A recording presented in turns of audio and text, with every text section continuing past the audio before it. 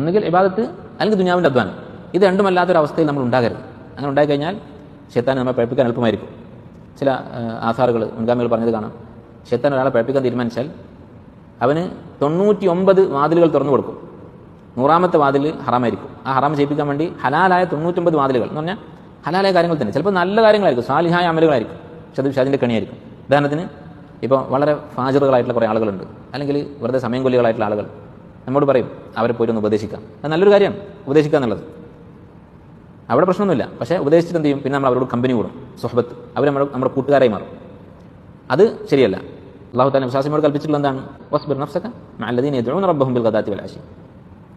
അല്ലാഹുവിനെ ഇബാദത്ത് ചെയ്യുന്ന ആളുകൾ, അവരുടെ കൂടെ നീ ഇരിക്കുക. വലാ തഅദു ഐനാക അൻഹും, അവരെ വിട്ട് നിന്റെ കണ്ണ് പോലും മാറിപ്പോകരുത്. അവരെ നോക്കാതെ മറ്റുള്ള ആളുകളെ നോക്കുക പോലും ചെയ്യരുത്. ഉദ്ദേശിക്കുന്നത് എന്താണ്?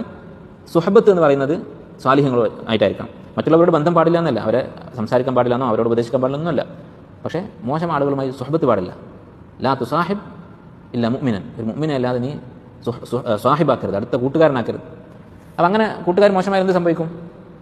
അൽമർഉ അലാ ദീനി ഖലീലിഹി, കൂട്ടുകാരൻ്റെ ദീനായിരിക്കും. ഒരു ഉദാഹരണം പറഞ്ഞാൽ പതുക്കെ പതുക്കെ എന്ത് ചെയ്യും? ആദ്യം ദീനോടുള്ള ആവേശമൊക്കെ നഷ്ടപ്പെടും. ദീനൊക്കെ ഉണ്ടാവും, നിസ്കാരമൊക്കെ ഉണ്ടാവും, പക്ഷേ സുന്നത്തുകളൊക്കെ കുറയും. പിന്നെ പതുക്കെ പതുക്കെ ഈ 100ാമത്തെ വാതിലെത്തും, ഹറാമിലേക്കെത്തും എന്ന് ചില സലഫുകൾ പറഞ്ഞതായി കാണും.